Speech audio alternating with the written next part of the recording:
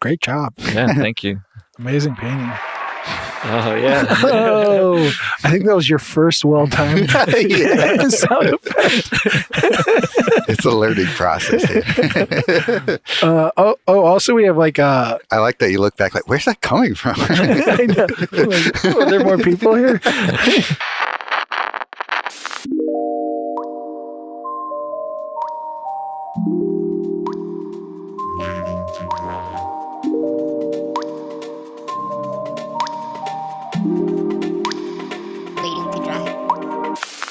All right. What's up, everybody?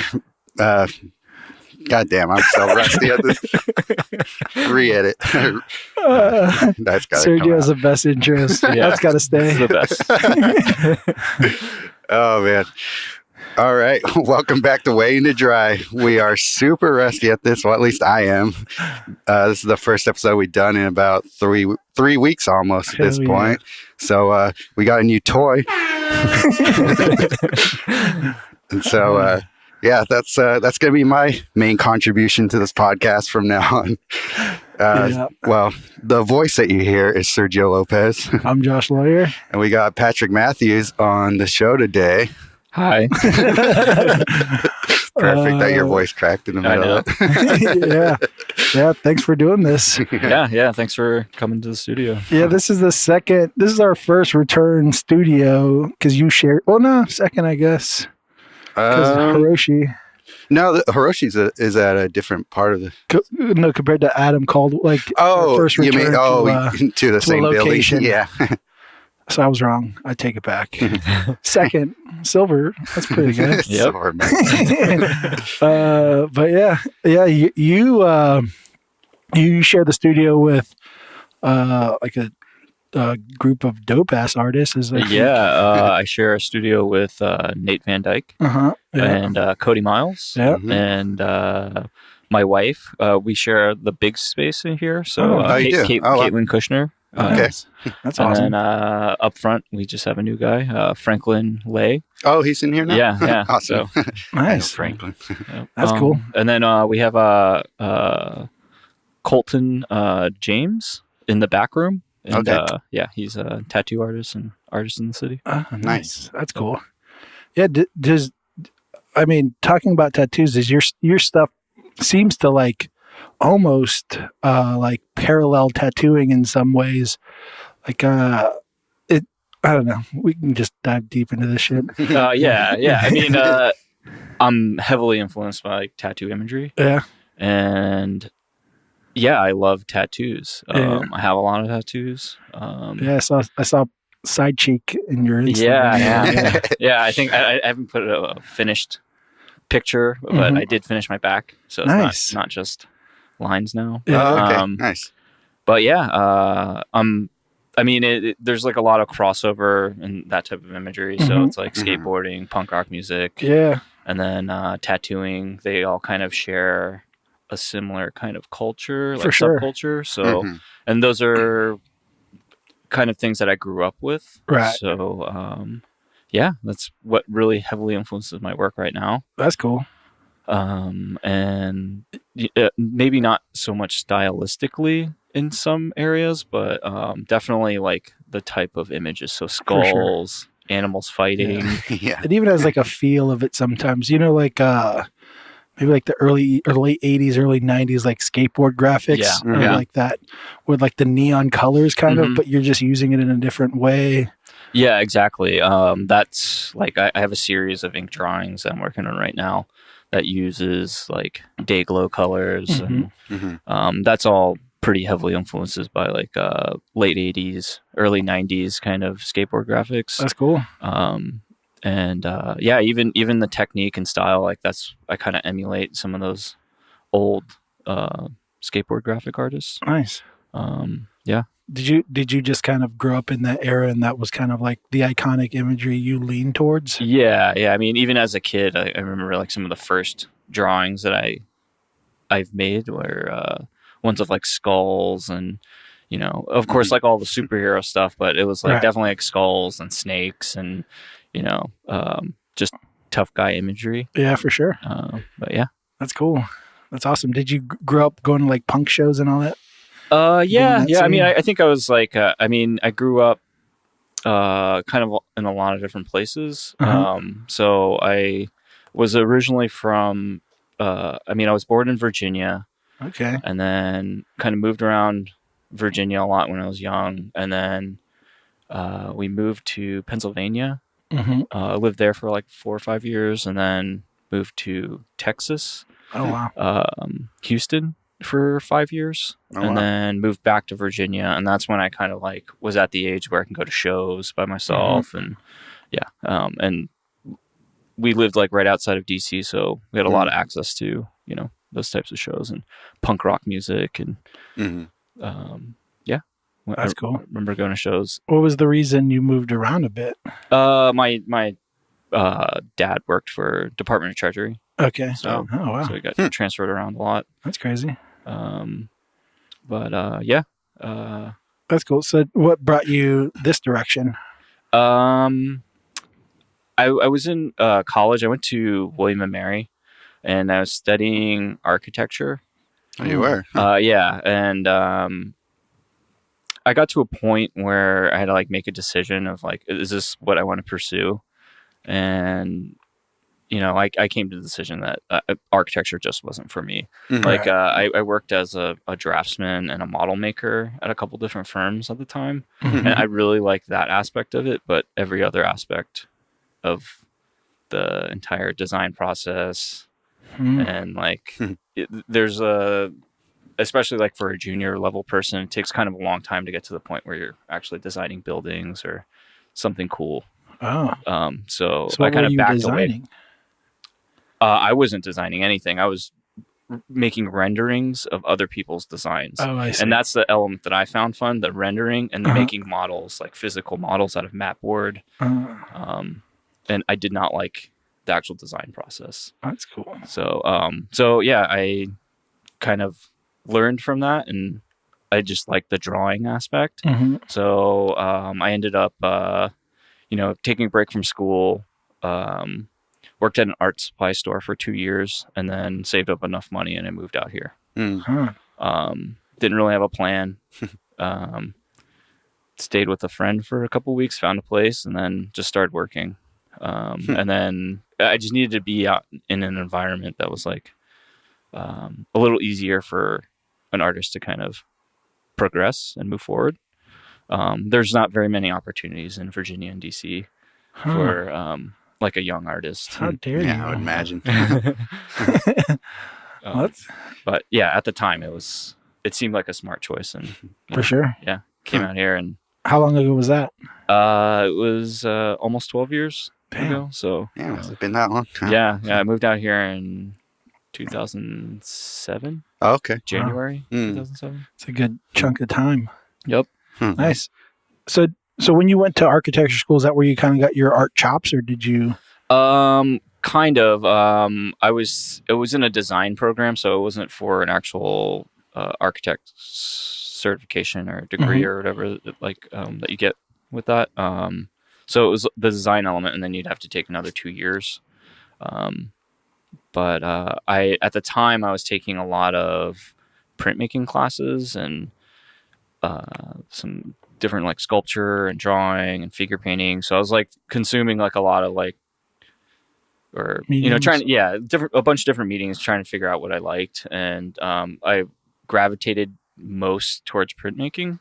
And the teacher that I had, he kind of pushed me in a direction like, when you take an art class, like you get these critiques from professors that are like, it's like you need to dig deeper and put your emotion and find the whisper inside your soul. Yeah. And like at the time I just wasn't into it, and I was and then this teacher was like, no, draw what you want. Draw what makes you happy. And that's a good teacher. And you obviously gravitate towards narrative. Like he's like, do that. Like you'll develop those skills, and then you can either move towards fine art or you can move towards illustration. For sure. When you were doing printmaking, was this kind of like lino cut stuff, or? It was everything. So it was like lino cut, but we didn't really do too much of that. We did actual woodblock, and then lithography, so stone and plate lithography, and then some etching. We didn't really do any kind of screen printing or anything like that. So it was all like old school big presses with big wheels and big. Right. Do you still use that in your work today at all? No. It like you kind of have to have access to those types of printing presses and stuff. I mean, there's kind of cheap and easy ways to do it, especially with woodblock and kind of relief printing. So like with brayers and stuff like that, it's a lot easier. And I'm trying to get more into it. I set up a bunch of linoleum blocks, but I just got to cut them and start printing them. But that's cool. Yeah. But, you really need to have, like, if you want to kind of take the next step in printmaking, it's like you got to invest into a press. Yeah. So, and to get a good one, it's like $5 to $10,000. Yeah. So I watched this. There's this woodworker guy on YouTube named Durista. I don't know if you've ever seen him. Oh yeah, Jimmy Durista. Yeah, but he just will find like these rusted out printers. And he's just like a machinist, so he'll just take these things that haven't worked for hundreds of years and get them for kind of cheap, and then bring them back to working condition. And I'm like, I wish I had that skill. Yeah. It's a beautiful thing. It is. It's actually kind of hard. Yeah. It's hard to come across. Like if I come across like a press in good condition, I'd probably buy it. But it's just hard. You just don't come across them. Yeah. Ever really, like, you know, it's pretty rare to find one that's actually in working condition. Yeah. But yeah, I'm even willing to like get one and try to fix it up myself. But I got really close to buying a press like about a year ago, but the sale just kind of fell through right at the end. That sucks. And it was like I was going to go down to LA like that day to go pick it up and stuff, and they're just like, we don't want to meet with you right now. I was like, yeah. That sucks. Yeah. That's cool though. I mean, where do you even go to look for something like that? Is that a Craigslist thing, or is it Yeah. You can find them on Craigslist. There's a couple of printmaking forums that kind of it goes across all forms of printmaking, so screen printing all the way till like new age kind of digital lithography kind of stuff. And a lot of times you can find stuff there, but it's like you're gonna have to travel and go pick it up. And these things are not light. No. So you gotta go there with like 2 or 3 people. Yeah, my studio next door neighbor, he works at a CCA or as a teacher there. And so he's in the printmaking department, and they're telling him, we're actually getting rid of our printmaking department for the most part. So he went and they're like, yeah, we're getting rid of this this press. You want it? And he's like, yeah, let me find some strong friends and I'll take it home with me. So yeah, he's got this old ass press. It's probably like from the 50s or 60s or something. And he just brought it to the studio and basically got it for free because they're getting rid of it. Yeah. So he lucked out. What's that? Who'd you say this was? Next door to my studio. My studio neighbor. That's crazy. Yeah. Yeah. That's pretty lucky. Yeah, I feel like that's where most of them come from, like academic setting. Yeah. But they're one of the companies that produced them in the 50s. They actually still have a company out in Ohio that doesn't make new ones, but they refurbish old ones, but they sell them at a pretty high premium. And yeah, I want to get a deal kind of, and not pay full price and then have to pay shipping and for sure. Yeah. Because the freight shipping on those things are like $1,000 or something. So. Yeah. That's nuts. So we'll segue back to your art a little bit. But one question I always have with people that, like for instance, you paint a ton of skulls. I think you will agree. Yeah. Or draw or ink or whatever you want to call it. Like for you, I mean, for me, like if I do a skull, like it will end up being like the most, it'll symbolize death pretty much for almost every time I would decide to put a skull into any of my artwork. For you, since you do it so often, does it kind of lose that like narrative at all? I don't think it ever loses that narrative. Like a skull always carries like the weight of that symbolism for of sure, death and stuff. But I try to approach it from a couple different standpoints of like something that's aesthetically pleasing, mm-hmm. and then also something that has some meaning. Mm-hmm. And a lot of times, yeah, I mean, everybody puts their own meaning into it, and you know, skull's like pretty obvious. So, mm-hmm. But yeah, I don't think about it too much right. On the death side. I'm not like obsessed with death, but like I am attracted to that type of imagery. So for sure, yeah. Because like for instance, me and Sergio, we always paint women, and I feel like you can easily draw that like beauty and youth and mm-hmm. those kind of things, but mm-hmm. like for me, that's kind of not even in my head when drawing them or painting them anymore. It just ends up being like, what narrative am I trying to pull out of this subject matter? Yeah, exactly. And so I'm always curious is like, you know, you having skulls and like snakes and these iconic kind of like themes to your artwork. Do they end up in your own like head end up playing like a different narrative or different role than what we would assume to be death? And like, I'm assuming the snake being like the bringer of death is always what I assume the snake meant.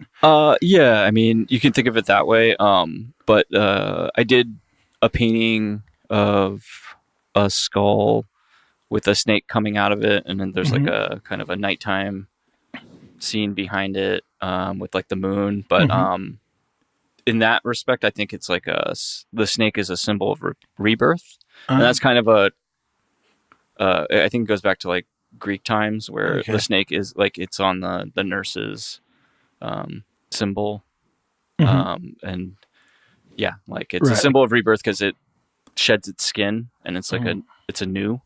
So I mean, it has a lot of different meanings. And it kind of changes over time. But I think like right now it's like a snake is evil and it's a bringer of death, and for sure, mm-hmm. and a lot of people are afraid of them, and security cats. Yeah. Sergio. Yeah, don't be scared, Sergio. Yeah, I don't like spiders, so I don't draw too many spiders.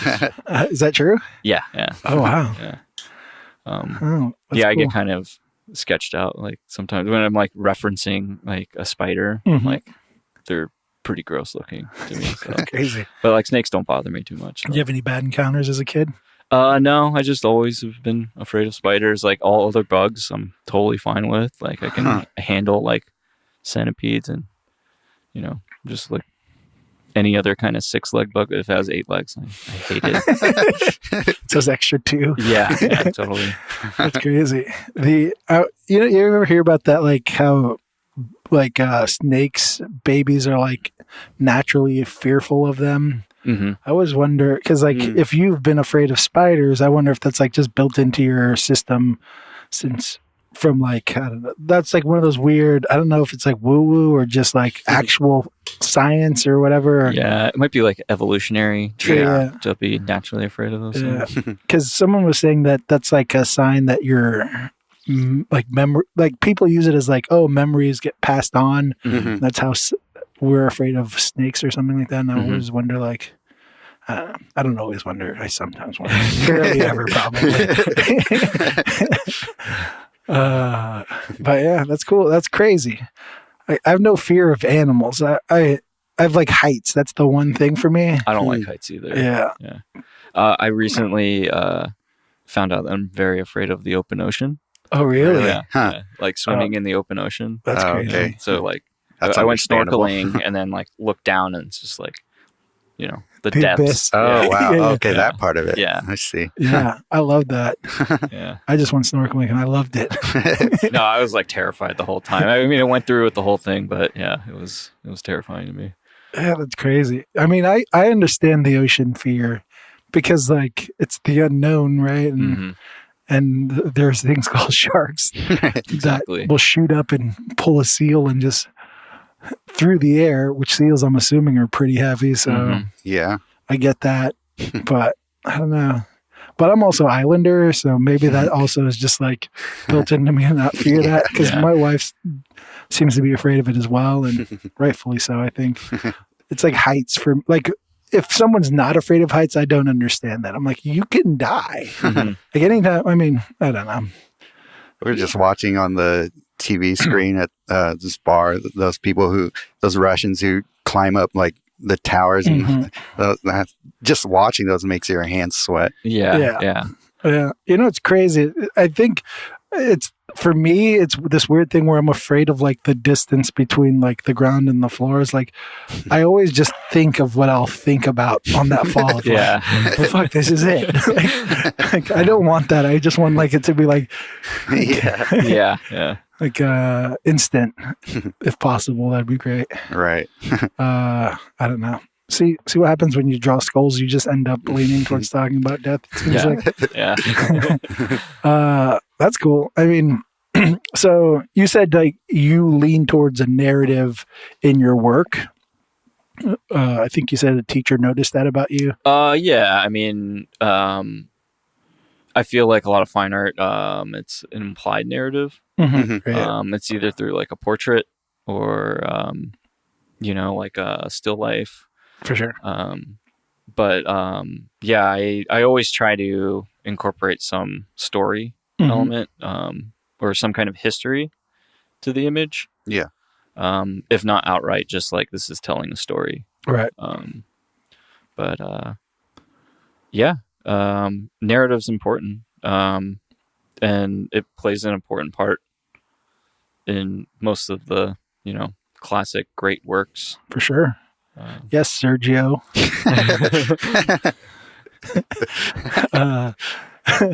Just kidding. You gotta hit some. Yeah, there you go.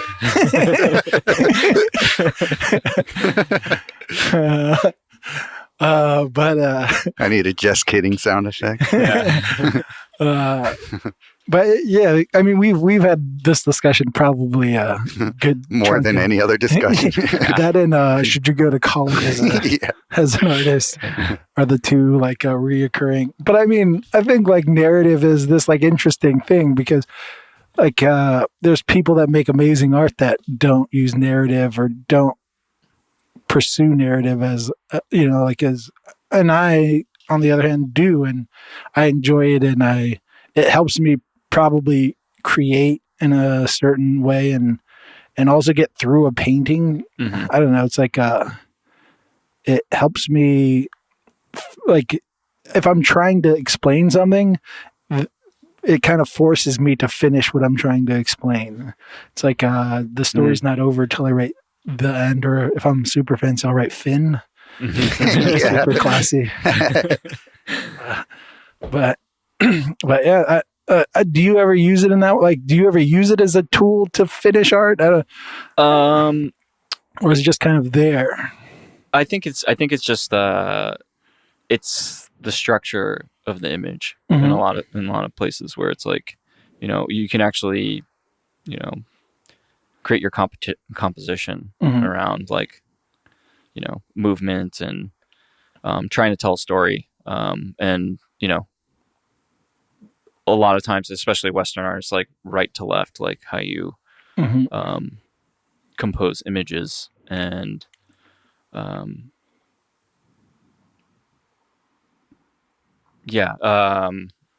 it's definitely like something that I take into account in almost everything I do.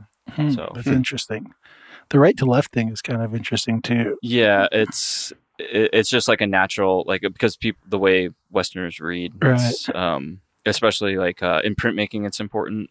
Even like the way you rip your paper, like you want to always tear your edge towards the bottom or towards the left or the right side. So you read past it, so you don't have a clean cut line at the edge after you read. And then you don't want a clean cut line at the bottom. So you want the natural deckled edge to be on your bottom and your right side. So it's crazy. I wonder, because you ever hear about the Aborigines, how they like when they, instead of saying like good morning or something, they say like where you're going, and then the other person will say like east by west or something. Like they like in the, I guess they were.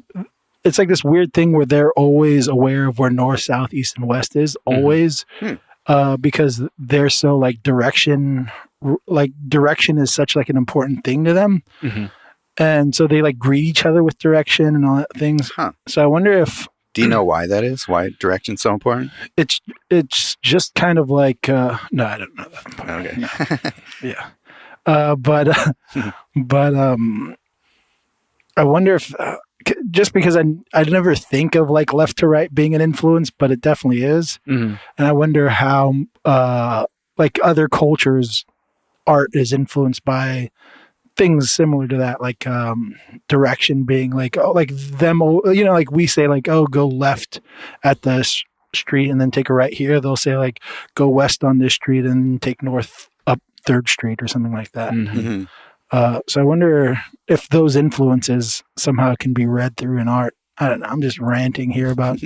I think it could be like I think there's definitely cultural elements that like just like the way you read. Right. I mean, it's just a natural way to kind of when you look at something, you're always looking at like as a especially as an American, it's like you look at the left side first and you kind of pan across to the right. Do you have a USA chant in there at all? That'd be very useful right then. I don't have it loaded up yet. I have this one though. I don't think that applies. That's the wrong button I hit. This is going to take a while for me to get used to here.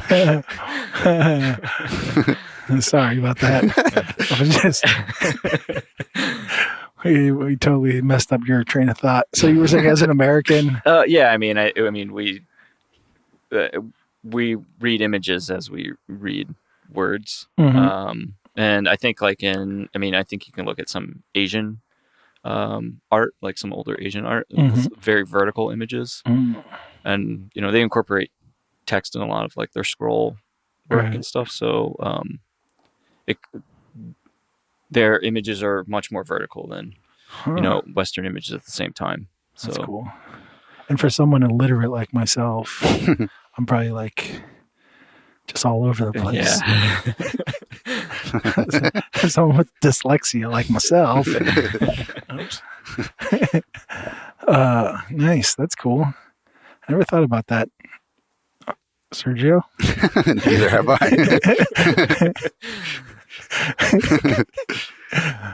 Sergio's super good at this. Yeah.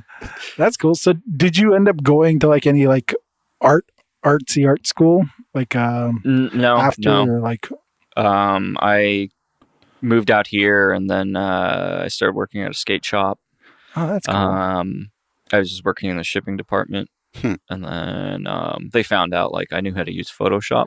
Oh, so you were working at the shipping department? Yeah, yeah. And then so they asked me to start designing their emails and you know, designing images for their emails, and it eventually led to like a graphic design position. That's awesome. And then I went out of town one week and then came back and didn't have a job. So apparently they emailed me when I left, and I didn't check my email while I was on vacation. How dare you? Yeah. And then I came back and everybody was like, "Why are you here?" Wow. Yeah. Super cutthroat. Yeah. So after that, it was right at the kind of recession, and then I was like unemployed for almost 2 years. Damn. But yeah, I mean, unemployment. I had a cheap rent. Unemployment was getting me by. I mean, it wasn't a lot, but it gave me enough time to kind of like focus on art and kind of, you know, just practice and try to figure out what's the next move. And then is that around the time you found the Safe House Italian? No, that was a little bit after. It was like shortly after that. That was so like basically after I was unemployed for a couple of years, I finally got a job. And my friend Cody Miles got me a job at the first game company that I worked for, and that was a social game, Facebook game company. Nice. And shortly after that, we all got together and we were all looking for studio space, like all our friends and stuff. So,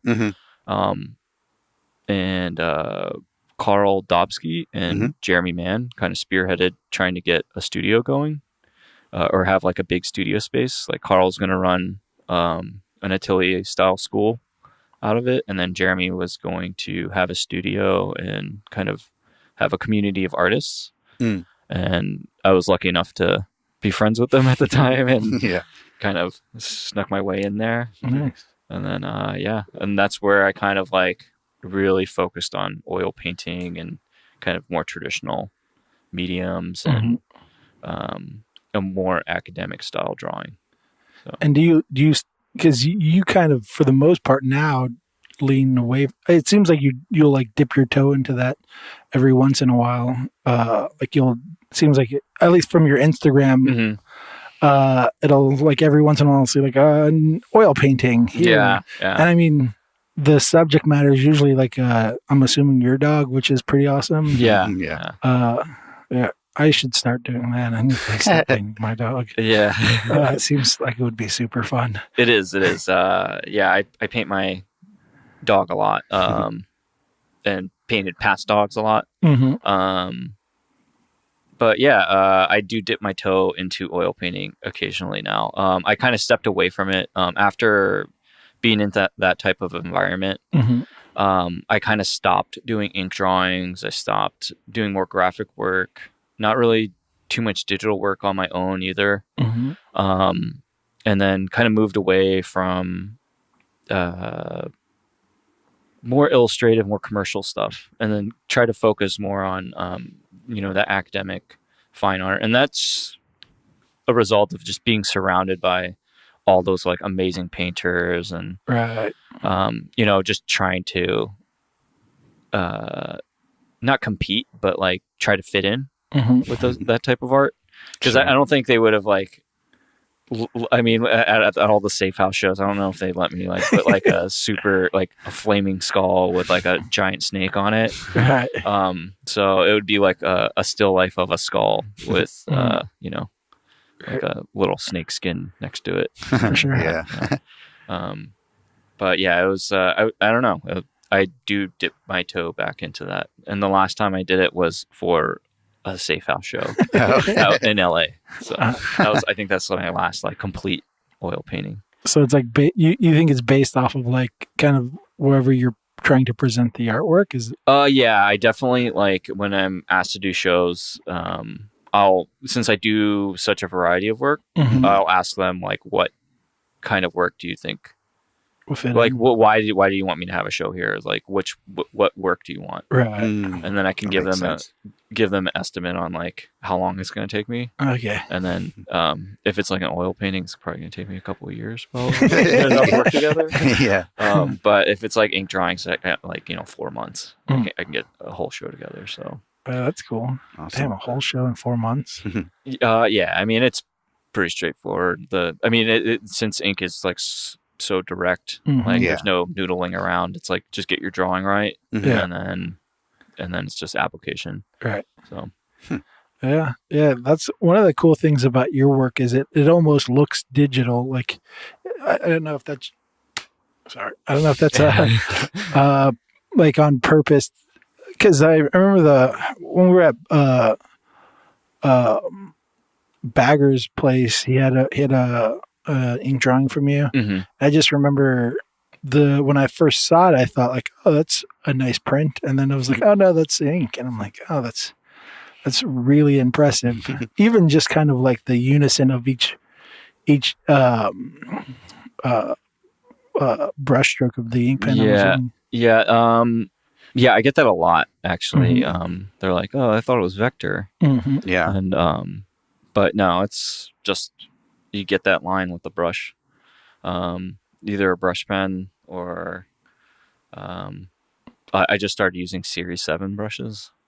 I'm not sure if I'm familiar. It's like Kolinsky Sable stuff. Yeah, it's the fanciest brush that you can get. But like I avoided them for a long time. But I either use those or I have like a Sable Sumi brush I use a lot.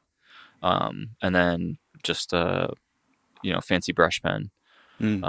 But yeah, it's like you get those lines, by keeping your hand steady and keeping a rhythm, and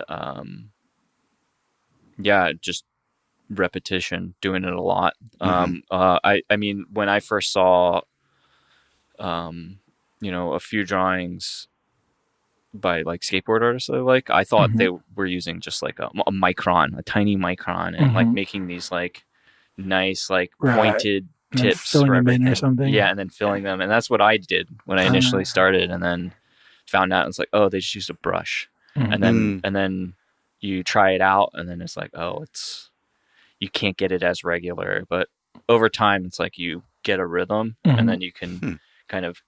I have like about like 6 inches of space where I can just do the same stroke and repeat the same line over and over again until I have to lift my hand, and then you can probably tell in some images where I lift my hand.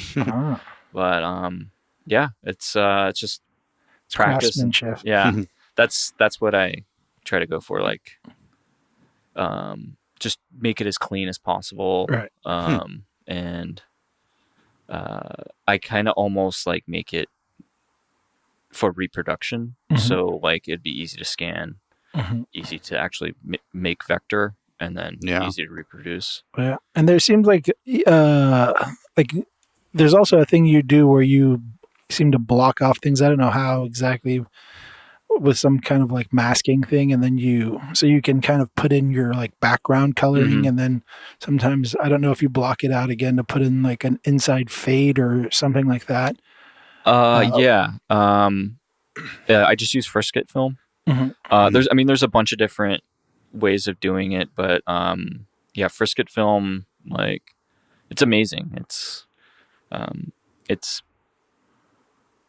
like a technique that I learned from like just watching airbrush artists work. Like if you look at like some 80s style chrome graphics and stuff, a lot of times they're using a lot of frisket on it, and like offsetting like the frisket or the letters that you pull off or something, just offsetting the mask slightly, and then spraying again, you get like a cool drop shadow on it. So it's a lot of like cool like techniques like that, but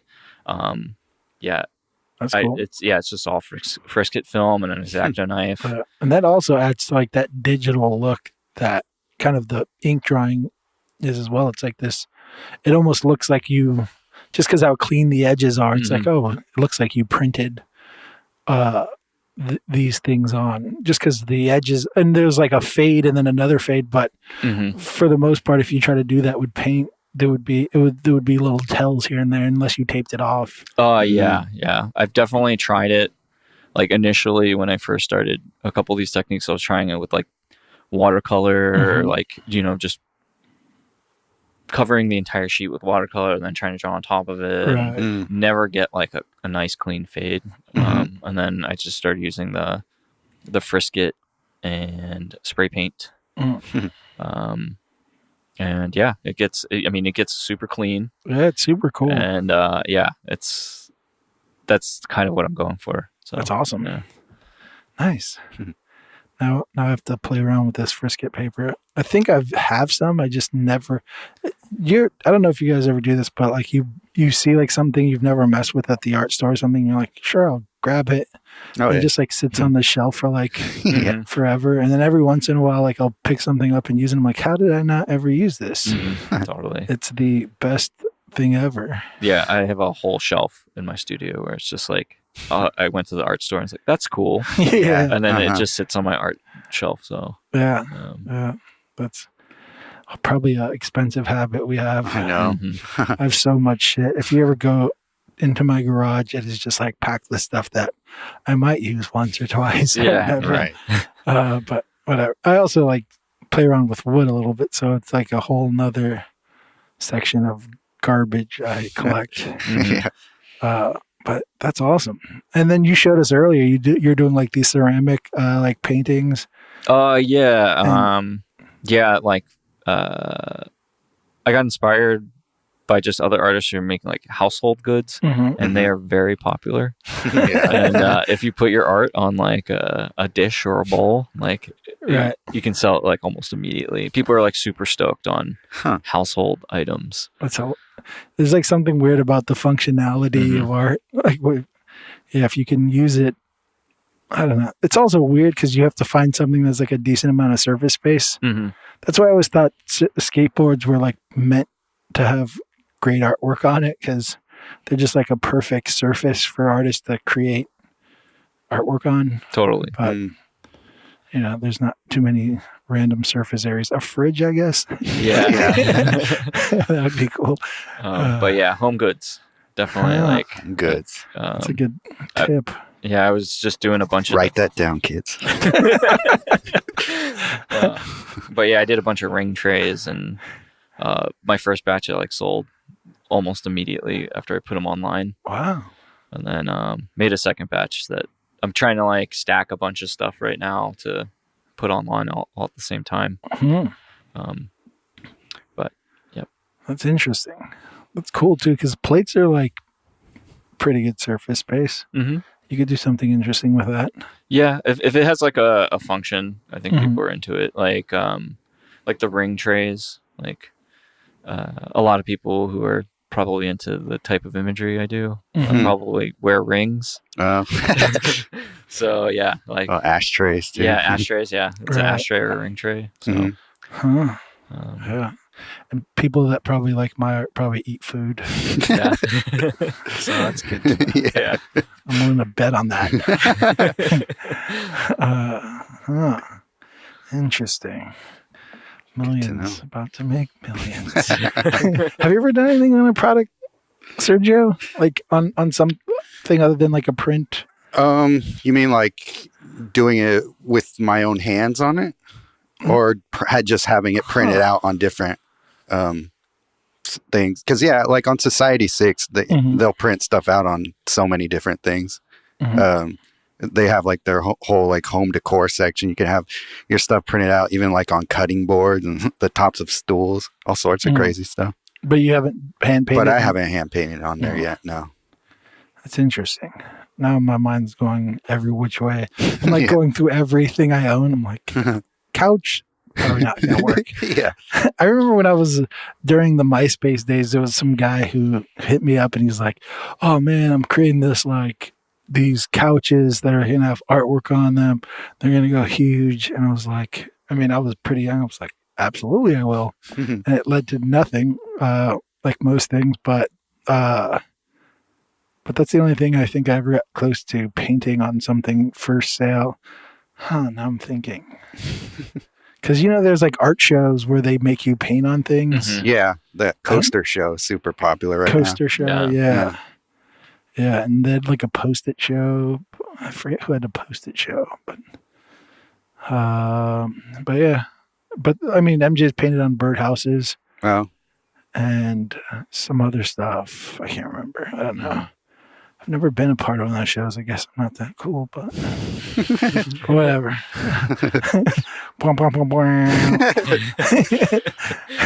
Think about where the money's coming from.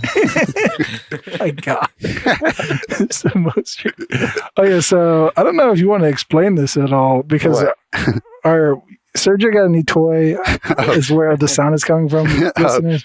I thought I mentioned that a little bit in the beginning, or no? I think you said I got some. I think you said like.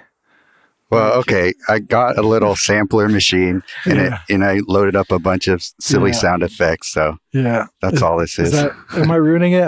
Is this like the man behind the curtain? Is that what I'm doing? I don't know. Like the Wizard of Oz. I just figured it went without saying, but I don't. All right. Mystery solved.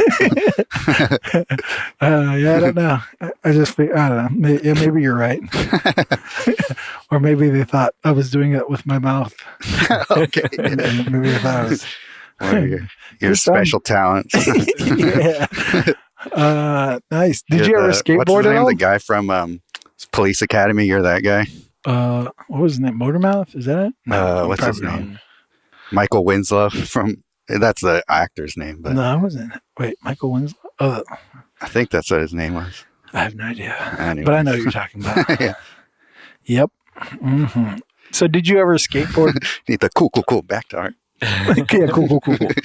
Yeah, I did skateboard. Nice. I break out the skateboard every once in a while now, but You still do? Yeah. not so much. as You're I right did. next to a skate park. Here. I know. Yeah. Did you ever do that? Yeah, I skated there a few times, Mhm.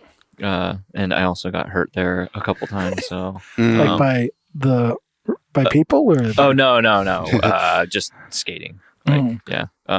I follow like a couple people that skate there all the time, and they're always doing like the gnarliest shit. Yeah. It's chaotic there. Yeah, it's San Francisco, so it's like professional quality skateboards. Oh, yeah. Skateboarders everywhere. Yeah. So I feel like, And they're always lighting things on fire and jumping over them. I'm like, Yeah. all right, I don't know if I can hang with those guys. yeah, I just like to skate curbs and little things. So for sure. Yeah. That's cool. Nice. And so was that like a big, I mean, we already know that's a big influence, but was that kind of where you started seeing that imagery, or was it all like a mesh? It's all kind of a mesh. I mean, during that time, it was like right before then, I guess I got into comic books and stuff like that. And then, kind of moved from like, playing with toys and stuff into more sports oriented things. So like BMX and then skateboarding. And A lot of Mountain Dew at that time, or? yeah, tons of Mountain Dew. Just getting extreme. Yeah, for sure. But yeah, I mean, I became like fascinated with like skateboard graphics at the time too. So, what year was this? Was this? it was like probably like early 90s to early 2000s was like my heaviest skateboarding days. Nice. So it's kind of like, I don't know. It was like a golden age of skateboard graphics. It was like they're just pushing images to the extreme. So like lots of cease and desist for like, taking somebody's brand and completely destroying it. Just extreme imagery, lots of violence and, pushing the boundaries of like censorship. And I think that's lost today in a lot of companies. A lot like the best selling graphics now are just like a company logo. Right. Like Girl in Chocolate. Like like just their logo, like no graphic. So it kind of like moved in that direction, and now I think there's kind of a resurgence in skateboard graphics, and a lot of people wanting to have like something more interesting, rather than just a logo board or like a graphic design or something like that. And so, I think there's definitely like kind of a renaissance right now, especially with like collectors, like of the older style graphics and stuff. There's definitely like a huge market for actual skaters and for collectors. So nice. That's cool. Do you find people who through that they find your work because it sort of fits that aesthetic a bit? Or? Sometimes. I mean, I've had the opportunity to do like skateboard graphics and stuff, and I've done a couple, but nothing like major. Like, but yeah, people, it's kind of the other way around more. It's like, oh, really? Yeah, where, they don't really see. I don't know if it's the other way around or not, but it's like I don't like reach out to. It's like more like artists who make skateboard graphics. Okay. Like we'll find my work and stuff. I see. Huh. That's cool. Yeah. Somewhere that's kind of probably better. I don't know. Yeah. It's always like the weird dilemma, right? It's like like a musician's musician. Oh, sure. Or like whatever. It's always like I don't know. It's like who's I don't know, like Jay-Z's favorite rapper, let's say. Right. Yeah. It's like, but that guy's poor. Yeah. It's like, I don't know what you want to be. Do you want to be like the mass appeal, or the person that gets complimented by the talented artist? Yeah, exactly. hopefully you can get both. Yeah. And hopefully I become both. You want to be Talib Kweli? Is that who Jay-Z said? Yeah. Yeah, but no. Yeah. But yeah, I don't know. I don't know where I'm going with any of this. But being the artist. If you've ever listened to this podcast, you know that's exactly how it works. Yeah. We roll into a dead end and then we're like, dirt road. See how where we did end we up. get here? Nice. How long have you been in this studio for? Probably 2 years now. Nice. Something like that. A little over 2 years. That's cool. I moved in. I actually had this entire front space that we're having an interview in for the first year. And then the guy who was in the back room, the large room, he moved out. And I had the opportunity to take it over. So Nice. And that's probably preferred because you're farther from the door? Yeah, it's got better light and it stays warmer a little bit. Yeah. So Yeah, and San Francisco is known to be a chilly city. yeah, and it's getting chilly right now. So Yeah. That's cool. But yeah, it's awesome. It's awesome space. A lot of history. Yeah. Lots of really awesome artists have been in here. So Yeah.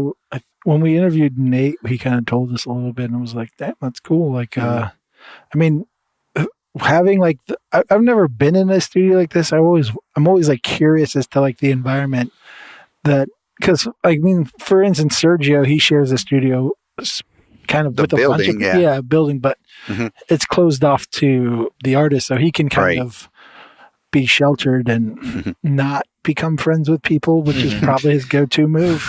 Yeah. My preferred method of interacting with other artists, which is not.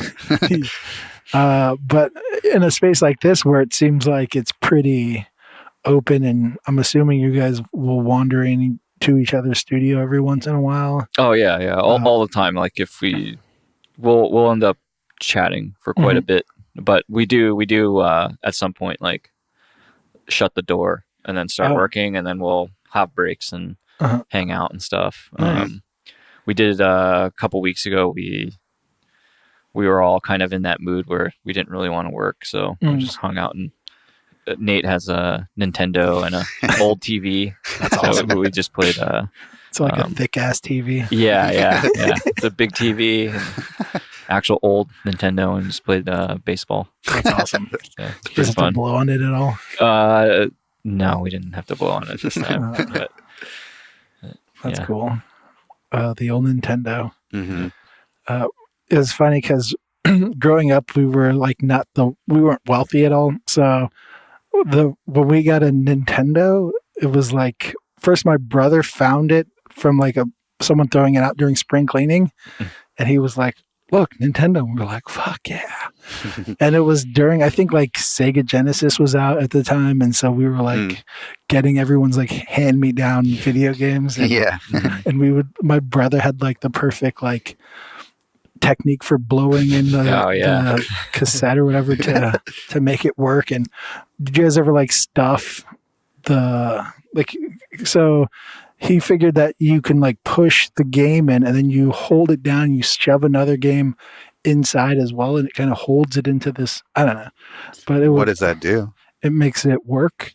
Oh, you mean like, because the spring wasn't working anymore or something? I think so. Maybe. Okay. I have no idea. I did the technique of like you put it in, but you slightly pull it out a little bit. I don't know that one. Yeah. It's crazy how you would make things work. It's the like cartridges, just in general. Like I remember recently someone was like hitting something to make it work, and I was like, that doesn't work. But not that long ago, that was like that was the method. Yeah, that's the first thing you do. Hit it. Oh, that didn't work. Let's figure out what else we can do. Back in the day, putting foil on the antenna. Get the Simpsons. We used to shove a fork in the thingy because there was like a screw in the back of the TV. Oh yeah. And if you stuck like a fork, it would like get stuck there and make the antenna. But yeah, things aren't really like that anymore. No one's hitting their iPad being like, "Work, dumbass." There's no cool like tricks to the trade. There's no loose wires in your iPad that you have to worry about anymore. No, it just either works or it's broken. So you do digital work as well. Mm-hmm. And do you do that mostly for work reasons? Yeah, most. My day job is at a game studio. Okay. So all of that work is done digitally. Mm-hmm. But even if I take like a freelance job, it's probably gonna be done digitally. Unless it's like sometimes people will specifically request me to do an actual drawing, and those are the best jobs. Yeah, all commercial work I do goes through the digital process. So, how do you enjoy that? I like it. It's fast. It's easy. It's like you can do a lot of things you can't do, with traditional media. You're starting in a medium like if I was doing like an illustration job and they wanted a drawing or like an actual painting for it, I would have to worry about like the reproduction, how they're gonna digitize the image for print. But for digital, like if you're working from a digital media to a digital media, like, if I'm working on mobile games right now, it's like, I know exactly what it's going to look like in the end. So, but yeah, I mean, there's, countless advantages. I mean, it's just so much faster, than traditional media. There's no cleanup. The only problem is like the only downside, which is that there's no physical copy of it. And it's just like all ones and zeros, actually. Right. Just inside a computer. Yeah. And that's a big downside for me. So. Yeah. I mean, we've had this, I feel like this has been a recent discussion, but we've talked about digital versus like, I don't know, real or like physical in your hands artwork and the pros and cons. And I've mentioned it before, how like there's like this weird, like sometimes I'll see it like something I think is a painting and then I'm like, it's digital. And then I get like this instant reaction of like, oh, and I almost feel like, I don't know how to explain it, like I'm cheated or something. Yeah, you got tricked. Yeah. It's like a magic trick. Yeah. And like, as of recently, I forget what artist it was. It was some artist where I was like, well, fuck, like, I don't care. I mean, it was almost like to do what he's doing is impossible. So I have to like accept that that's the means to that artwork being created. And at that, so it's like this weird thing because I really like, even, we saw like, the painting we'll talk about today. And I've seen it on your Instagram, at least sections of it. I don't know if you posted the full image. I think I posted the full image, but it's a weird format, so it looks really tiny. That's why I posted the close-ups. Yeah. But seeing it in real life, I'm like, oh, that's amazing. Like it doesn't translate as well. And I think that's just because, I don't know, seeing things physically, but digital art, I don't know. It's this weird. Maybe I'm just like an old fart sound. Don't have to fart on it yet. Good going, Sergio. This is just gonna be. This thing is just This is gonna end up me just being like, and trumpet sound. No, trumpet sound. Cue trumpet sound. Great.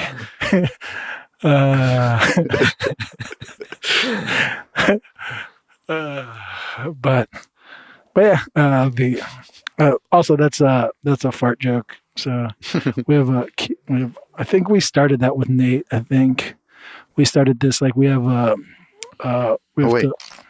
there you go. A little late, but better late than never, right? It's like learning the piano. You gotta do my scales first.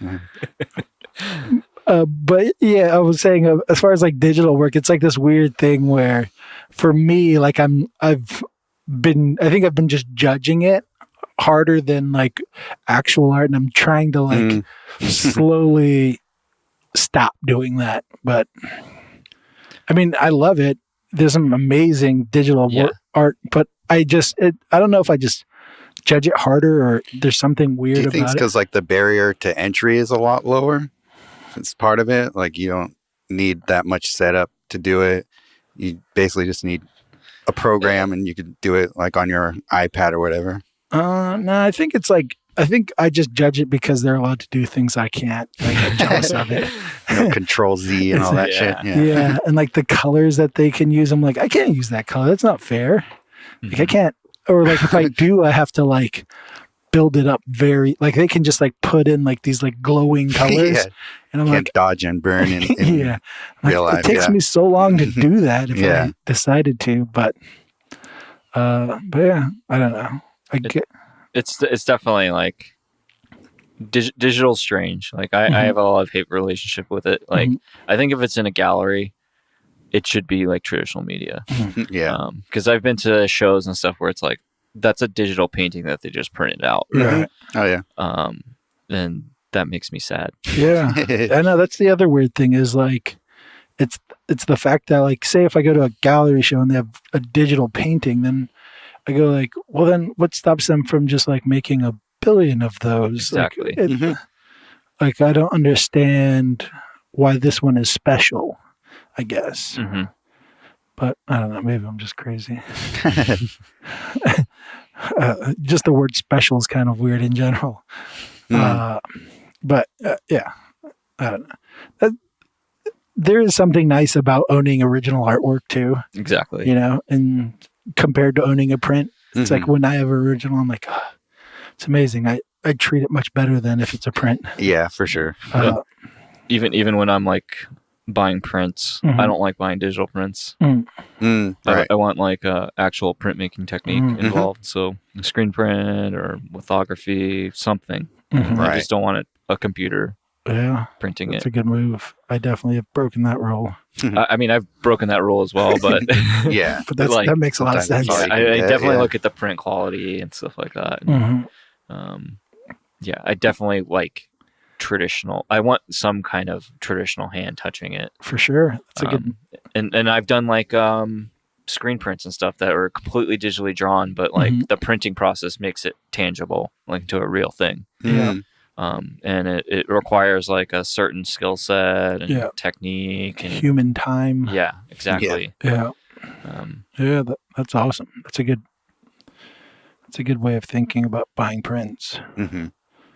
Because I was even just like I think yesterday was thinking like, I think I'm done buying prints. I think I just need to stop buying prints. I have a giant drawer of prints. Like in my back room. I don't have enough wall space to even if I framed them all, but I just have so many prints. No more prints, just originals. No more prints, just originals. It's got to be something special on that print. I gotta buy it. Like a Sergio Lope.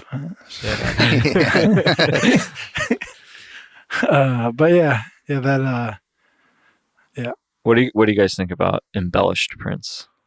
I don't know. I've seen some people do like an like where they were knocking out silkscreen embellished things, and I was like, oh, that's pretty awesome. Like that they're doing these like silk screens, and they would paint underneath it and silk screen and then paint above it, and they kind of had like this figure that they were doing, and I was like, oh, that's pretty cool. But I don't know, the embellished print, I don't know. I haven't put too much thought. I'm not that into them, like personally. I'm not that into them, but I understand like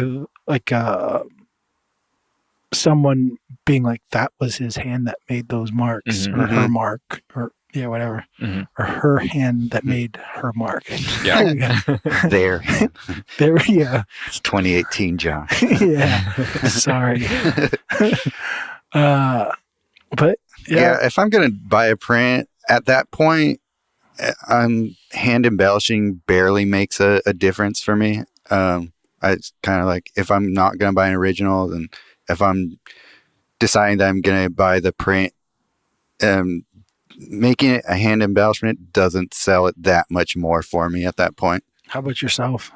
It really depends on the print. I've seen some embellishment that are basically doing a little tiny drawing, adding to the image, an additive embellishment, and then some of them are just like I'm gonna add some texture right to this. Yeah, that's kind of what I've normally clay. seen. Yeah. Or they'll do like a little scribble, like very matte like medium on top of your print or whatever. Yeah. I'm not into those at all. But yeah, if you do something additive, like you have like I remember seeing when it's like a big eagle, and then he painted a bunch of stuff around it, or changed it up and like changed the background, and actually spent like 3 or 4 hours per print. Oh wow. And yeah, that's amazing. That sounds great. Yeah, that makes it its own original artwork at that point. Yeah, exactly. Yeah. But yeah, like I know some people will just do like a black and white version, and they'll color it in or something like that. Okay. Yeah. Those are interesting too. But definitely like additive and not just accentuating. Right. Yeah. Yeah, like doing a couple white highlights or something like that, or adding glitter. Yeah. I mean, don't get me wrong, I love me some glitter. But got some glitter on your shoulder. That's just to accentuate my face, my eyes. But yeah, I don't really have I mean, I understand it. Like, I understand it for like a selling point. Like when I see artists do it, I'm like, oh, like that's like just kind of an extra like feature to selling prints is what I always thought about it. Which I have no beef with that. But if someone's adding something good to it, I'm like, oh, that's cool. I mean, we've talked about this before. We're like trying to figure out how to add value to your art, and I always think like the hand embellishment thing is kind of that. But, yeah, for sure. But it's not. I also only like really like something if it's like something I'm like, oh, I've never seen that before. That's what really gets me hyped. But after seeing someone hand embellish something like for the 20th time and they're not doing anything great, then I'm like, all right, that's just gonna kind of lose value after a while. But teach their own. Yep. I got no beef with anyone's grind. Yeah, it's kind of like the sketch inside the book. Sketch inside right, the book. yeah. It's like I'm only ever going to see that sketch when I look at that book, which is maybe like once every couple of years. Right. Yeah. You mean like an art book or something? Yeah. Oh, right. When they draw inside the cover. Yeah. Yeah. I forgot that was a thing. Yeah. That's weird. It's a nice touch, but it's not a huge selling point. It's almost like if a friend did a doodle in my sketchbook, I'd be like, oh yeah, I forgot I did that. That's cool. But I wouldn't buy anything based off of that. But to each their own. It's also like a thing where I think the people probably buying that are like younger artist kids who kind of want to feel connected to like artists they like. Yeah. If you're like a more established artist or a talented artist, you're probably not going to value that as much as they are. Like that to them is like, oh, like something special. To us, we're just like, wow, we're just assholes. Or at least I am.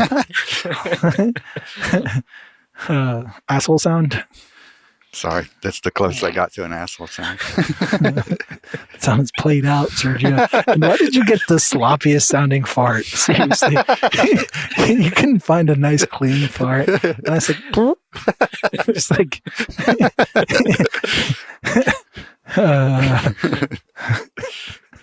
God. Well, did you know you were signing up for this? No, I did not. Sorry. Sorry for the farts. I appreciate the farts. That's going to make our quota for fart jokes easy, Yeah.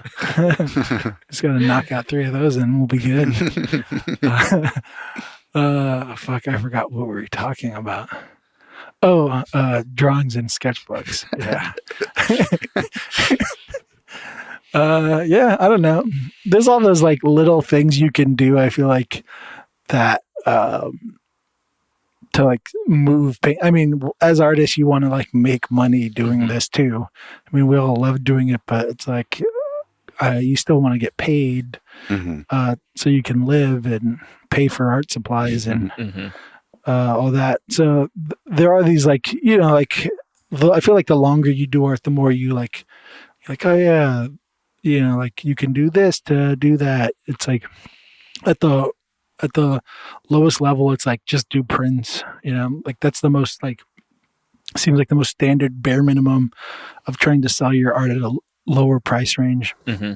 And then there's all these like little tricks of the trade. It seems like, which I don't know. That's just part of like the business mentality of an artist that you have to like make money. Yeah. Products and merchandising. Yeah, merchandise, marketing and stuff like that. So for sure. I mean, I've always made stickers. I love stickers. So that was probably the first thing I've ever made. Or I mean, I had somebody else make them, but yeah, it's like everybody loves stickers, and it's a great business card for sure. It's like a foot in the door. Exactly. I've gotten so many jobs just from my initial run of stickers. Really? From like, close to 10 years ago. Like people still like, I don't have any more, but people like ask me for those stickers. Oh, really? Yeah, I feel like you were one of the first people I saw putting a sticker at least that I knew. Yeah. But yeah, I used to make patches too. I still make patches, but I haven't made any new ones in a couple of years. But even those, I mean, just small purchases like impulse buys and stuff, stocking stuffers, holidays coming up. Yeah. Yeah. You gotta do the money one. Yeah, that's right. Sorry, that's the wrong. Oops, sorry, that was not it. It's the wrong I saw it. What was that one? That was the censoring. The wrong bank is on. So sorry. So how do you use the censor one, by the way? We're always like, cut that out. So you gotta get that. So you have to go back. Whatever. Okay. But yeah, that's cool. So, were you the one that did the patches with Zach?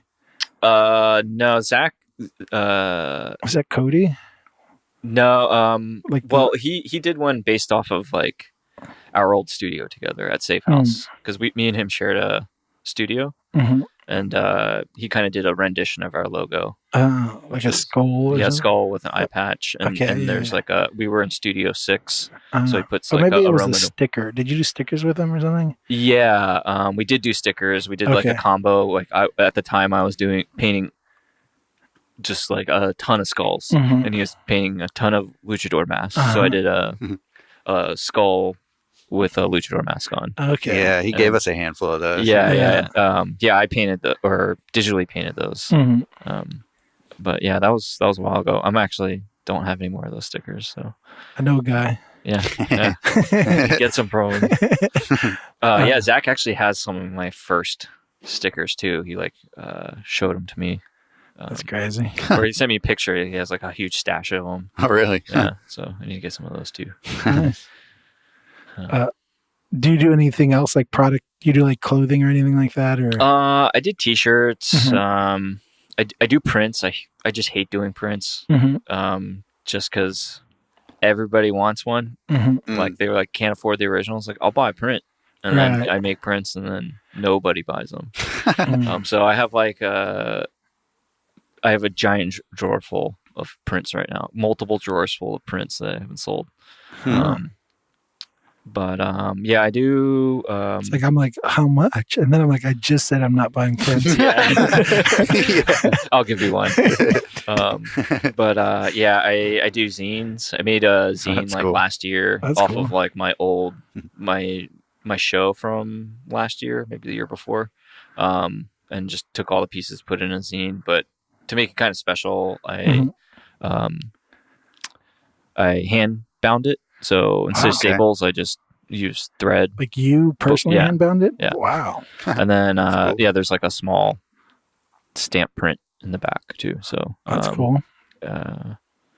But that, and then last year I made resin figures, like a little resin figure, just to try it out. So I've always wanted to try that. Yeah. It's pretty cool. It's real easy. I mean, it's real easy to get like a workable cast out of it, but it's like to get it perfect, you're gonna need some special equipment and stuff. But just for like a home gamer, like I thought it came out pretty nice. That's cool. But I did that. What did you make? I made a snail. Okay. but it's got a skull for a shell. Nice. I was gonna say, Skull's did gotta you be make a skull? But Yeah. then worked out. That's cool. Yeah, I've done a bunch of stickers, a few T-shirt designs. Yeah, that's about it. Patches. There were a couple things I was working on. I'm trying to get into a more production friendly way of making these resin casts and stuff. So I'm looking into like 3D printing and doing my prototyping through that, because like the resin cast I did was like quick and easy. I did a Sculpey thing, baked it, and then made a mold. But there's a lot of mistakes with it, and trying to figure it out using digital would have helped a lot. So I think I'm going to move in that direction and try to get some friends to do some 3D prints, and then using that as the mold master.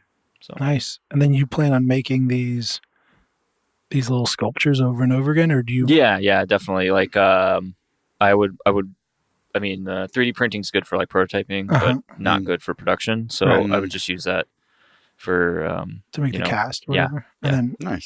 that's cool. So then you would hand make these little resin. Yeah, that's it's latex or silicone molds. So it's real easy. I mean, it's just 2-part 1-to-1. You can get like pretty crazy ones too. I was actually talking to my wife about making pewter casts and stuff. So like some of these silicone molds are hot enough to, like, pewter's a pretty low point melting, has a pretty low melting point. So it's pretty easy to cast. And then you can get a silicone silicone mold making material that couldn't withstand those temperatures. So we were considering making like pins or like small jewelry items and stuff like that. So That's awesome. Yeah. That's super cool. But yeah, just trying to find the time to do all these projects and stuff. So yeah, I've been wanting to do like little casts here and there for a while now, but it's just that it's like the time and effort and I don't know, a little bit of research, a little Googling, such a big deterrent. Yeah. I just get the materials and have it sit on a shelf for a year and then remember, and then like, and then have like a weekend project. And then your hardener and your 2-part mix hardened, and then you have to rebuy that. Yeah, I know. God, that sounds fun. That's cool. Do you have those nails here? I want to see it. Yeah. That'd be cool. Yeah, I can definitely show them to you. Awesome. Should we get into the painting part? Yeah, for sure. Yeah. Talk about that one painting. I don't know where you put it. Oh, it's in the back. I can go grab it real quick. Yeah, if you could, that'd be awesome. All right. So now we're in the. You need to make a soundbite for this. I know we do. A little like, I don't know what they call it.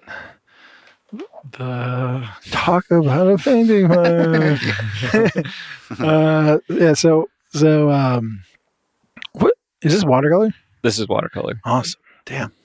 It's mostly watercolor. There's a little bit of acrylic here and there. How dare you? Nice. You mixing mediums, you dirty man. I know. Yeah. So the painting we're looking at is a jaguar attacking is it like a caiman, or I don't know. I never can tell the difference between a crocodile, caiman, alligator, monitor lizard, buffalo, chicken. It's a crocodile. Okay. It's like it's a jaguar biting the neck of a crocodile in what looks to be swamplands. It's done in watercolor. It's like I don't know. It's super awesome. It's like visually pleasing to my eyeballs, which is great. There's little, like, even the amount of, like, first of all, I never use green. I don't know why green is not a color to me when I'm painting, but it's used so well in this, and it like it seems like it frames the jaguar really well. Like the jaguar's orange just ends up popping, and as far as narrative, it looks like, I mean, it's about, it seems like it's about like the cutthroatness of nature, like just kill or be killed. It's like it's an apex predator killing an apex predator, and not only that, but there's like eggs to the side, so it's like there's a baby crocodile. Yeah, and there's a baby watching. Is like this like harsh truth of this world and how brutal it can be. And also a turtle just chilling. Turtle just going, sucks for you, dude. Yeah, it's like cool, good for me. Because like, but I don't know. It's just amazing. I mean, I said a little bit earlier how I've seen a video of a jaguar. There's like video of jaguars that will literally like jump into a river and pull out a crocodile and then just go and eat it. And you're like, that's dark. And I mean, not necessarily, it's just life. It just is what it is. Exactly. But yeah, I love the blood going down the neck too. That like detail is super cool and really well done. Yeah. How it follows the scales and everything. Yeah. It's super awesome. So I know you touched like right before we pushed. I should have never said anything because now I have to be like right before we talked. But yeah, you said that kind of those videos inspired this painting. Yeah, I have one other painting that's inspired by the series Planet Earth. And I think this one is in Planet Earth too, where the jaguar eats a crocodile. But yeah, it's like one of the few animals that, or the only animal basically, other than people, that can, take down a. Do you have that USA chant? I do not. I looked for it. Sorry. But yeah, it's pretty sweet. And yeah, I was watching TV. It was doing kind of just random thumbnail sketching, and I just started sketching what I was watching, and this kind of came out of it. But it was kind of a long process where trying to work the thumbnail into a larger piece. So is the other Planet Earth as dark as this one? I mean, it's kind of. It's the other famous part. It's like the really famous scene from Planet Earth 2 with the iguanas and the snakes. I don't know if I know that one. It's pretty awesome. Like if you haven't seen it, it's where it's running. Where the iguanas are running from the snakes. I have seen that. Yeah, it's like super dramatic. Yeah, that one is awesome. Yeah, I did a piece that was based off that. And that one actually is being featured in a book. Awesome. That's coming out. I think it might actually be out now, but that's cool. But yeah, that one was really fun too. But it's a little bit different. That one's fully watercolor, and I used line. So there's an initial line drawing underneath it, but this one is just all watercolor. But yeah, when tackling something like this, where like the background is like pretty like detailed, as like, do you end up tackling it all? Like, do you tackle the figures first, or do you? Yeah. I initially started with the jaguar, and start with the face. Because if you mess that up, you might as well stop. Right. So you want to at least like block them in and get it as far as possible, and then you start taking one bite out of it at a time. So it's pun intended. Yeah, much like a jaguar does a crocodile. But yeah, I spent a lot of time on the jaguar first, and everything else was probably there's nothing on it. It was white paper. And then I spent a bunch of time on the crocodile, then a bunch of time on the dirt, and then all the foliage, which took the longest amount of time. And then, just everything else was like a pretty quick sprint to the finish. That's awesome. But yeah, that one was, it's probably one of my more ambitious paintings I've ever done. Yeah. The little crocodile is pretty heartbreaking. Yeah. And yeah, that's I mean, is that it? I'm assuming. I mean, you put the little crocodile in, right? Is that to like tug at the heartstrings? Is that are you sadistic in that way? I guess it's supposed to tug at the heartstrings a little bit, but it's just life. It's like, these are animals that are, they're programmed to succeed. Right. Yeah, I mean, crocodile, older than dinosaurs, still alive. And the baby, it can have its revenge. For sure. So, but it's definitely going to eat its share of animals. Yeah, it just adds to the narrative. It's like another layer. So, did the turtle represent the prey of the crocodile at all, or is it? No, not really. The turtle is actually. I used to have a couple turtles, and I just put one of those turtles in there. So, because have you guys ever seen the videos of like crocodiles eating turtles? It's brutal. Yeah, I don't know. It's not great. It's not great at all. It's a lot of crunching sounds.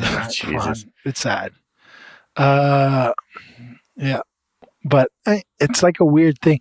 Whenever it's this weird thing because humans are so disconnected from like that that it's like we always see this as like a dark scene, but it's kind of this weird thing where it's like it's not necessarily dark. It's just it's life. Yeah, exactly. It is what it is. Yeah, like it's not dark for the jaguar. Yeah, it's this. Yeah, I mean, yeah. Yeah. It's that weird question too of like consciousness, of like because we're conscious creatures, are we like more like empathetic to the animal dying or something? Right. Like that? Yeah. Exactly. But yeah, or the baby crocodile. Yeah, maybe that's more accurate. Yeah. But that's awesome. Super cool. So, how did you get the jaguar to stand still while you took a picture of that pose? Oh yeah. For your life, I'm assuming you drew it from life. Oh yeah, definitely. Yeah, some taxidermy. Yeah, you're like hold that. He's like trying to eat the crocodile. You're like, please hold that real quick. Okay. Can you show more teeth, please? Yeah. How do you go about tackling? Do you just look at like a crap load of jaguar images and just try to find kind of ones that will match up to? Well, it's a little bit of both. There's like I probably pulled like some of the posing and stuff, and like how a lot of it's just like kind of made up. It's like a mashup of a bunch of different reference. Right. So like, like the head is probably referenced from one place, and like the hand itself was probably referenced from something that was just the hand. Right. And then like the spots were referenced from another thing. And yeah, I did that for both the crocodile and the jaguar. But yeah, those are, it took kind of a while. The drawing took almost as long as the painting. Probably not. The drawing was probably way quicker. The painting took fucking forever. So. Nice. I love the like little like the highlight coming up from the water. Yeah, yeah, me too. That's awesome. And same with like the highlights from the like lighting from above. Mm-hmm.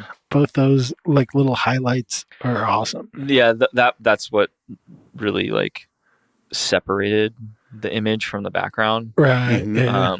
I was also going for like a more like a staged scene, so like almost like a stage set. So it's like different planes of action, but they're actually like, if you actually look at it, it's like everything is almost on the same plane. Uh-huh. Yeah, I was kind of going for like a more dramatic appeal that way, like almost like it's a theater. For sure. Yeah, I totally see that now. Mm-hmm. That's awesome. That's super cool. God, I had something else I wanted to say. I love all the really subtle foliage, all the leaf rendering back there. It's hard to even see from far back, but once you get in there and look at it, and it's like a little extra bonus for looking at the painting long enough. Yeah. It was tedious. Yeah, it was very tedious, and everybody was like, "Can you put like my cat back?" Or like put like another more stuff back there, like a monkey or something. Like, there's just already too much going on. Was those like those little highlights on the like alligator's throat or crocodile's throat and like the back of the jaguar, were those some of the more satisfying moments of the painting? Yeah, those were the most satisfying. It's like the almost like the last thing. Yeah, where it's like, I think it might be done. Yeah. They look like they would be the funnest things. Yeah, it was. I was waiting for it too, because there was like certain points, like certain areas where it's like it completely blends, where the value is like almost the same, and just adding that highlight. You have to turn your mic a little bit. Oh, sorry. I think. Oh. Yeah, there you go. But yeah, it's like super satisfying. Like just like cutting it out of the image, right? Like, yeah, really making it pop. Yeah, for sure. That's awesome. Yeah, it looks like a tedious painting. Even just like the alligator scale stuff looks pretty tedious. Just in general, it looks like you like whipped yourself while you were just like painting and just like it's definitely labored. Yeah, why do you hate yourself? I guess is what yeah, the eyes are super awesome, especially on the crocodile. It looks like what's that, like cloudy almost? Yeah. Which is great. And the intensity of the jaguar's eyes, super cool. Great job. Yeah, thank you. Amazing painting. Oh yeah. Oh, I think that was your first well-timed sound effect. It's a learning process. Also we have like I like that you look back like, where's that coming from? I know. Like, are there more people here? You also like have the drawings of your process that you pulled out as well, which is pretty crazy. So you have like rougher drawings, and then like does that one, other one does. I was wondering because this one doesn't have like the baby crocodile. Oh, it does. Oh. But on there it does. Yeah, I added those towards the end. It was just like visual interest for those areas, because initially there was no nest. Right. This one has an extra little baby in there that you didn't put in. Yeah. There's probably like, I think initially I was going to put like all the eggs and count all the babies and stuff, but it was just like, that was like just too much. Right. So I got one in there. I guess I could add another one somewhere. Since it is like watercolor, I can probably just go right on top of it. But yeah, it's like I got to that phase of the drawing, and it was just like, that was like kind of a make or break point, where it's like, if I need to figure out this area, or I'm not going to spend the time on it. That's awesome. Are you working on this for a show, or no? You're just doing it? Yeah, I just did it. Nice. That's kind of like my mentality right now for Awesome. art for myself, because I don't since I have like the day job at the studio, I don't I'm not like more focused on making a cohesive show or anything. I just want to spend my free time making what I want. And yeah, like that's awesome. Yeah. There's great. a couple pieces that I've seen. I saw some Audubon's, like original, some of the original prints. So like the folio version. So it's like really kind of oversized book version. Okay. And yeah, that kind of inspired me. And then a bunch of contemporary artists too. Wait, what are Audubon's? I'm not familiar with that. John James Audubon, is that right? Yeah. Yeah. He's a nature artist? Yeah, he the made 1800s, I want to say? Or is he Yeah. What era is that? 19. He does it kind of in a similar style. Yeah. I'm not. Okay. I mean, kind of. I mean, he did like watercolor paintings and stuff. Yeah, but, I think I know who you're talking about. But yeah, he made like the famous like Birds of America. Yeah. Okay. They had a big. That's what that kind of reminded me of, but I didn't know what to call it. So I was like, yeah, it's like a scientific illustration. exactly. But he did the same thing with like the planes and like simplifying, the backgrounds. Right. And, bringing drama to the image by making it more theatrical looking. Yeah, I can't remember. There's some artist that he's still living, but he did like a huge bear. Yeah, that's the other person that kind of influenced me a lot. Walton Ford. I think I'm horrible at names. Yeah. Okay, but yeah, he does. He does similar like kind of style too. Yeah. That's who I was trying to. I mean, I would never remember names, but but it's kind of like this like illustrative, scientific, like style that I'm like, I really love when people do that. But I mean, it's because it almost makes it feel like a certain era of time. Like when I look at this, it feels like that, like it's like from like an older style, but also modern in a way. Which is, I mean, always usually the art I like is kind of dipping toes into some older style, but then putting like themselves into it, which, it's cool. I'm glad that's coming through. Yeah. I think it's like definitely pulling a little bit more from like the modern side, but there's like elements where it's like, this is how they did it. Yeah. Cause they did way more like flatter and more line work, right? Like the fur would just be like, but yeah, I mean, it's awesome. Yeah, thank you. It also looks very fun too. It looks tedious and fun.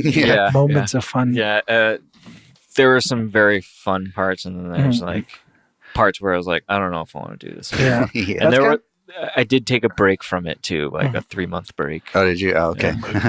Yeah. That's why I was curious about the background versus, because I was like, it's almost like all the funness looks like it's kind of within like the two heads, like that whole section right there where like the two heads, the hands, the blood, like all of that looks like the funnest stuff to do.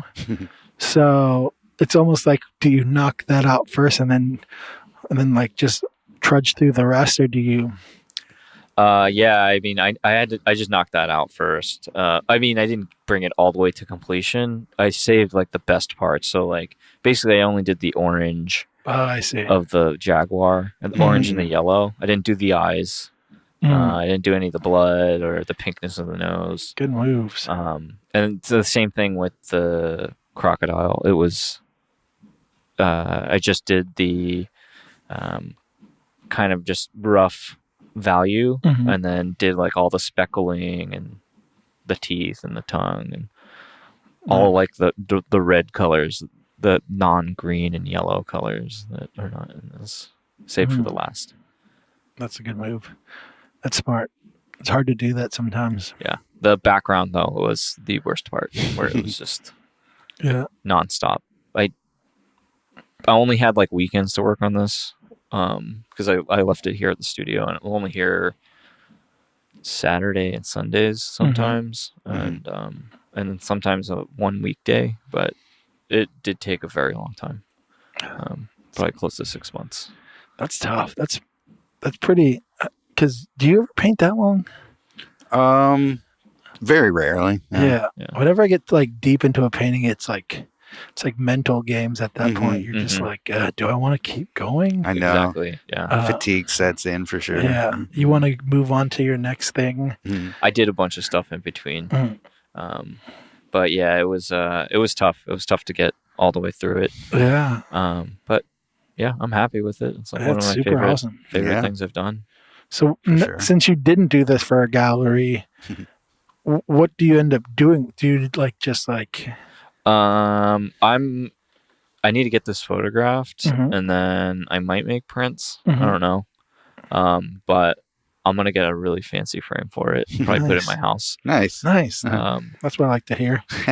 Somebody wanted to buy it though, and yeah, kind of in talks right now.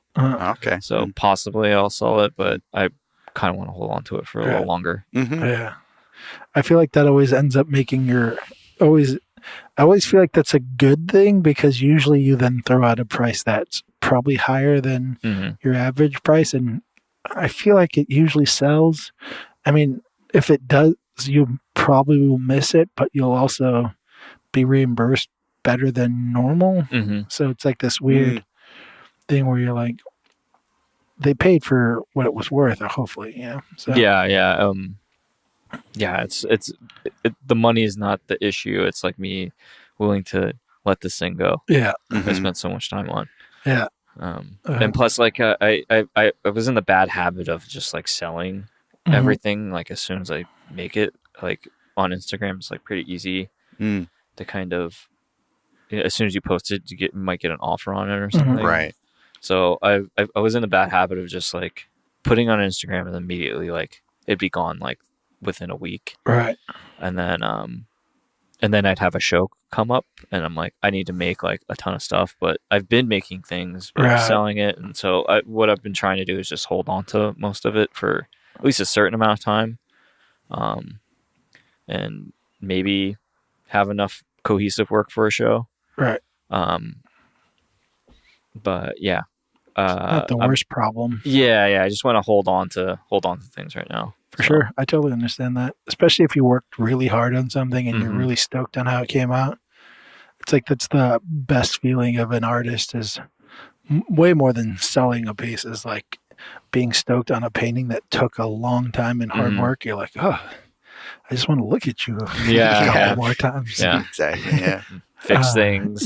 See all the problems with it. Exactly. Yeah. I have a couple paintings like that I've held on to for a very long time, even though people want to buy them. But yeah, there's one that the other only oil painting that I've done in the past couple of years. Like I still have that one. Was it your dog over there? No. It was the snake with the skull on the beach. It's in a gold hexagonal frame. I don't know if I can remember it. Yeah, it's back there. Back there? Yeah. I'll take a look. But yeah, that's awesome. Onto those two. Is it hard for you to hold on to stuff? Sometimes. I mean, it's, somebody wants to pay for something right now. Yeah. I'm like, well, just wait for the show. Right. And you can buy it at the gallery. Yeah. And it's the issue of like, do you want the money now, or do you want to, maybe they'll come back and buy it at the gallery. It's more complicated to buy it from a gallery than from me in person. So yeah. And I don't know, there's, but you also want to like not feel like you screwed the gallery. Exactly. Especially if you're creating a piece, you don't want to like go behind the gallery and be like, oh yeah, I'll sell you this, and then figure out something out.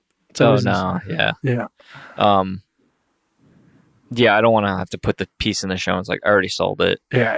Yeah, and they already gave me the money. I already spent that money. Yeah, exactly. Yeah, I bought a bunch of 40s last night. Yeah. So sorry. Or like, just like I bought a bunch of art supplies I'll use next year, maybe. Yeah, that's awesome. So Sergio, you have like a bunch of questions you asked last minute. Yeah.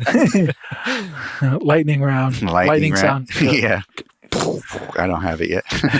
Sergio. Got to build up my little cachet here. You got to listen back to this episode and realize what you need and don't need. Yeah, exactly. I go in and put the sound effects over afterwards. Like Google cleaner fart sounds. Yeah, exactly. All right. So yeah, we asked all of our guests who are their top 5. Well, we've always done top 5 dead or alive, but I think we want to do now like who are you into these days living. So top 5, top not 5, dead, only alive. Top 5 or alive. Okay, you're getting it.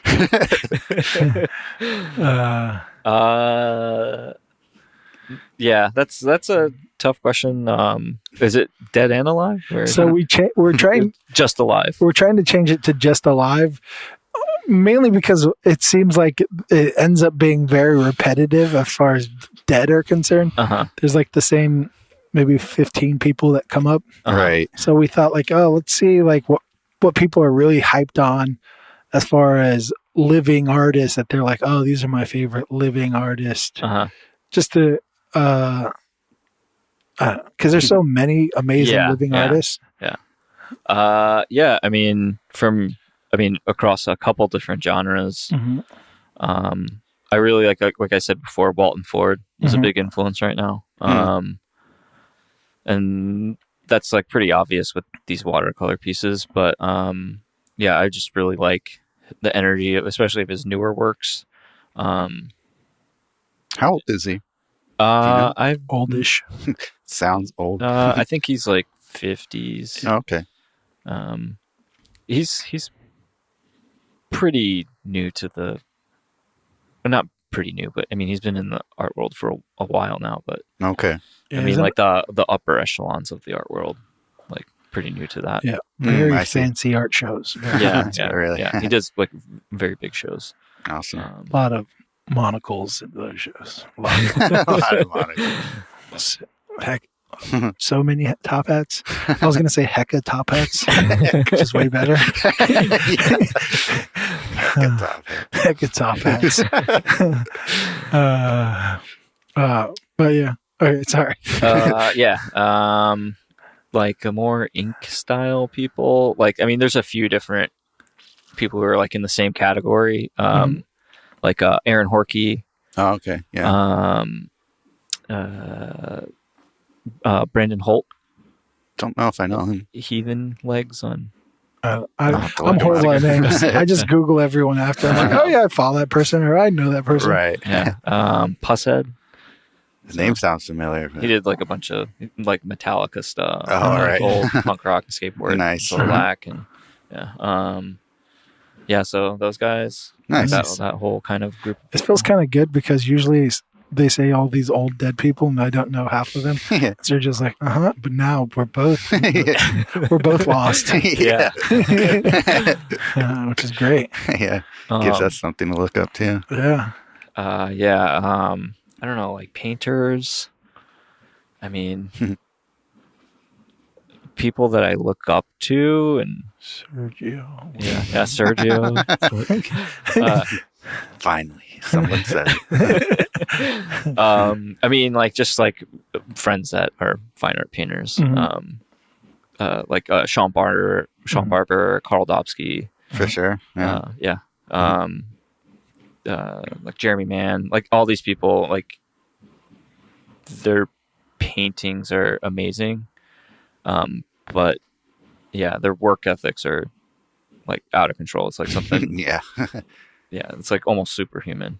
Like, just seeing how much they work and how hard they work. And then I don't know. There's. Well, it's over 5 anyway at this point. I'll let you off the hook at this point. I can list off a ton of people. Yeah, so, for like, sure. I mean, even like Dennis, who was here, he's like, oh yeah, someone I really look up to too. Where it's like he's got his hustle on. He does like everything. And he goes to all the conventions and really gets his name out there. So I think he's down at Designer Con right now. Yeah. His like new toy just came out. Yeah, it's awesome. Makes my thing look like a piece of trash. Like some weird bootleg knockoff or something. I don't think so. That's cool. And then what would you do with David Choe money?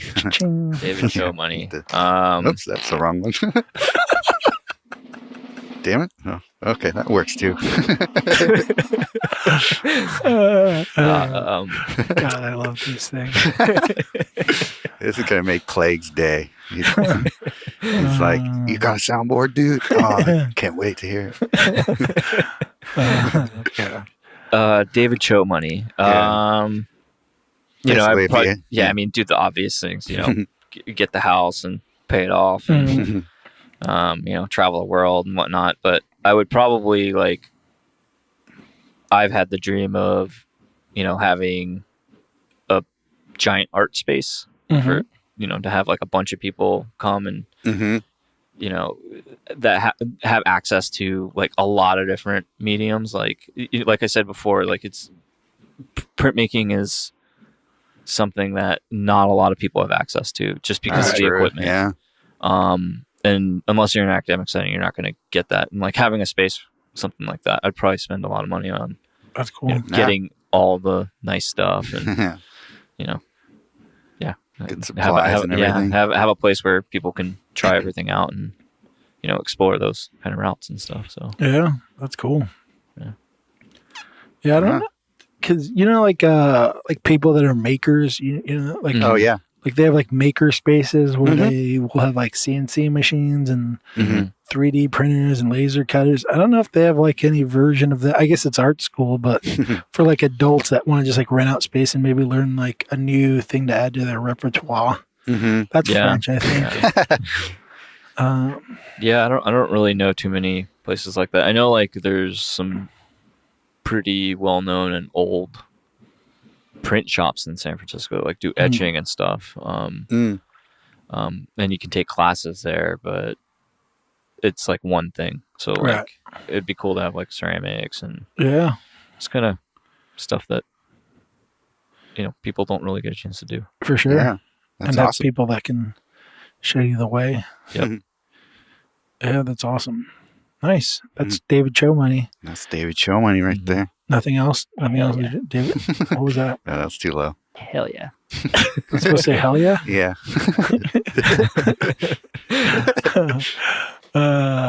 Nice. And then I think that's it for... Unless you want to ask your question. No, I'm done with that question. Okay. What's the question? It was just if you would be invisible or fly. I just want to figure out if people are evil or not. No, I would fly. Okay, so you're a good person. Okay, deal. Oh, we also forgot to talk about R.I.P. to Stan Lee. Yeah. Damn, that was a big one. I mean, I'm not even that big into comic books, but it was crazy. Just the impact on the culture. Yeah. It's cool though that he it seemed like he hit his pinnacle at later on in life. Yeah. You know what I mean? Like he was huge in the comic book world, but he became like a pop culture icon by the end. So that was cool. Yeah. He was huge influence. Yeah. I had that. Do you remember that How to Draw the Marvel Way? Oh yeah.